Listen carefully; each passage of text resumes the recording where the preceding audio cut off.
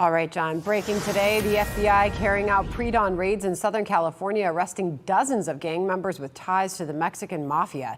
And Fox News was there to see all of it. Senior correspondent W.I.G is reporting live out of Santa Ana for us on that. Hi, William. A major operation, Sandra, targeting one of the nation's most feared prison gangs, the Mexican Mafia. As you said, 6 a.m. this morning, the FBI and 7 local SWAT teams arresting 45 suspects from around Orange County, 66 felony counts, drug dealing, kidnapping, assault, extortion, and murder. All suspects then brought to the Santa Ana police station for processing. And here's what's fascinating about the indictment. One, the Mexican Mafia is known as the gang of gangs because all Latino gang members, Latin Kings, Sureños, East Siders, doesn't matter, ultimately all answer to the Mexican Mafia. And while it is a prison gang, all the associates you see here on the outside still answer to one person behind bars. Finally, you know, they've been doing a lot of crackdowns, I've been noticing, bro. Even in Oakland. Mexican Mafia has nothing to do with Mexico. It was formed in the 50s by Mexican-American inmates, and now it is the most powerful gang in this state, with thousands of Latino gangbangers following their orders. A lot of the crimes are stem from narcotics, street sales, drug trafficking, extortion, up to robberies, assaults, and murders.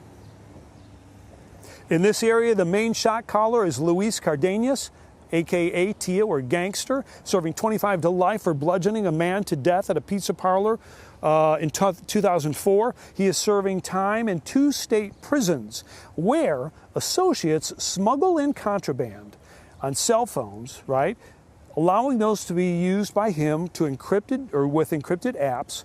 And then he would tell people on the outside what drugs to buy and where, what businesses to extort, who gets beat with a hammer until they pay their tax.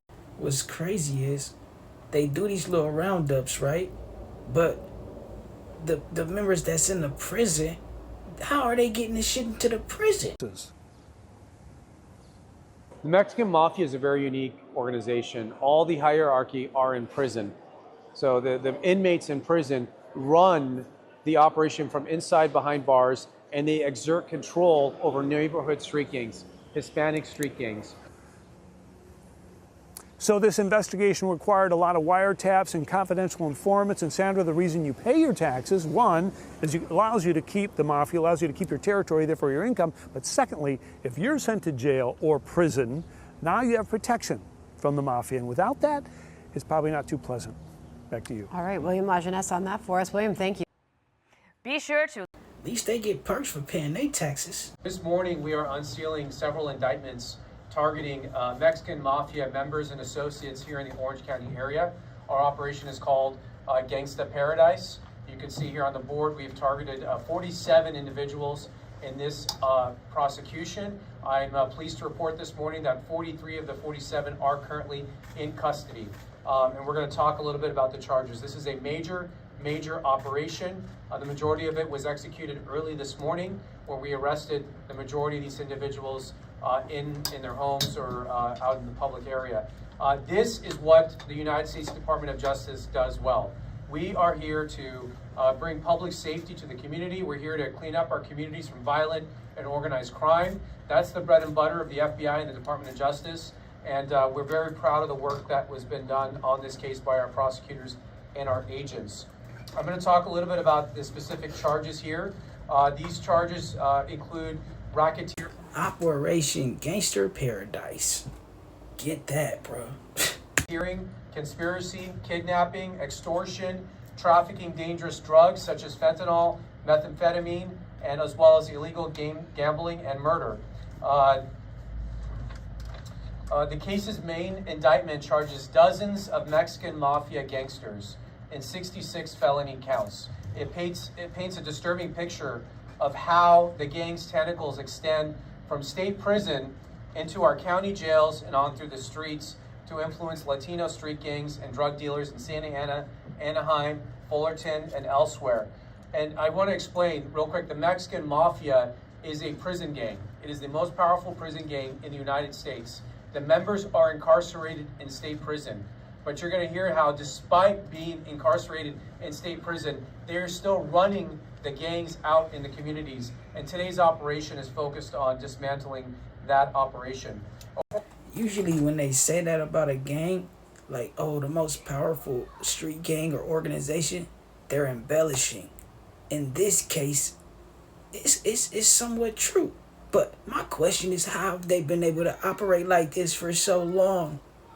Y'all in on it, bro. Somebody in on it, bro. According to one of the indictments, over a near 2-year period ending this month, 48-year-old Luis Cardenas, a longtime inmate of the California State Prison System, oversaw the Mexican Mafia's crimes in Orange County and its jails. From his prison cell, Cardenas used an encrypted messaging app on contraband cell phones to direct the gang's high-ranking associates on the streets on the operation of La MA's activities in Orange County. Victims who had the misfortune of being in bad standing with Cardenas ran the risk of having him command orders to kidnap and assault them out in the streets. Cardenas was incarcerated at a California state prison for the entirety of this investigation, but ran his operation by communicating with numerous people outside the prison in Orange County, again, through these cell phones and other means. He would direct things such as drug trafficking. He would direct the movement of cash, the collection of taxes, prison or gang taxes. Maybe that's what it is. The technology is catching up with him. And he would issue threats of violence and order his associates to kidnap and engage in violence against others. When one of the out-of-custody associates was moving $20,000 in cash for Cardenas, he was pulled over by law enforcement while on the phone with Cardenas, who was in prison. Cardenas instructed her to break her phone, and she poured water on it. So it just gives you just a little taste of how much control he exerts. He's literally on the phone with criminal actors as they're engaged in crime in our streets. It's outrageous. The indictment further outlines the gang's control of so-called slap houses or illegal casinos within commercial strip malls and private homes, turning neighborhoods and shopping areas into dens of criminality.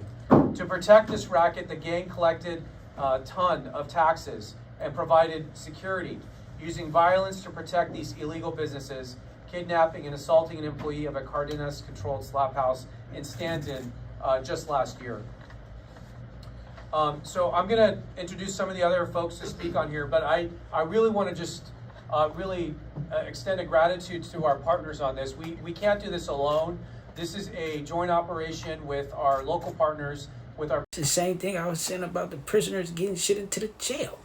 They can't do it alone, bro. Police departments, with the state prison system, with the FBI, and this was years of work in the making to culminate in just one morning of work, in which hopefully we have dismantled this very large and complex and violent operation here in Orange County. And our hope is that after this morning, Orange County is a safer place for the residents. So with that, I'm going to introduce the head of the FBI LA office, Akil Davis. Good morning. My name is Akil Davis. I'm the Assistant Director in charge of the FBI's Los Angeles office. We're here today not simply to make an announcement, but to mark a pivotal moment in a relentless fight for the safety of our communities. This morning, we are talking about the culmination of a massive, coordinated operation led by the FBI's Orange County Violent Gang Task Force, alongside the dedicated partners you see up here today, and many more working behind the scenes.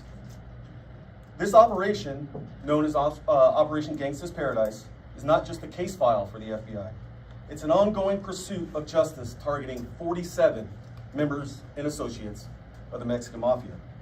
As First Assistant stated, we've arrested 43 out of 47, but more will come. 43 out of thousands. You said. So how pivotal is this moment, bruh? We took a decisive action today against the Mexican Mafia. Others were already behind bars, and some remain at large. Fugitives who will soon learn that there is no place left to hide. We are actively seeking two of those fugitives, Luis Bucio and Mario Arias, and we will provide those pictures and information on them shortly. To anyone and everyone who may know where these two are, Do not take matters into your own hands. You can help us by contacting the FBI at 1-800-CALL-FBI or tips.fbi.gov. We already helping y'all with our tax money. What is going? These officers, they love to do that, man. They love to ask for the public's help and shit. Get a public a check, man. They be trying to do that like, we got a reward and I ain't gonna lie, bro. I don't think the rewards be redeemable. You know what I'm saying? Probably kick a motherfucking ass and tell them get out of here before we arrest you. And yeah, so and it's kind of misleading when they act like, oh, we just did this big gang takedown. You said yourself, they got thousands of members. We know when y'all dismantle this little shit for a little while, somebody just step up.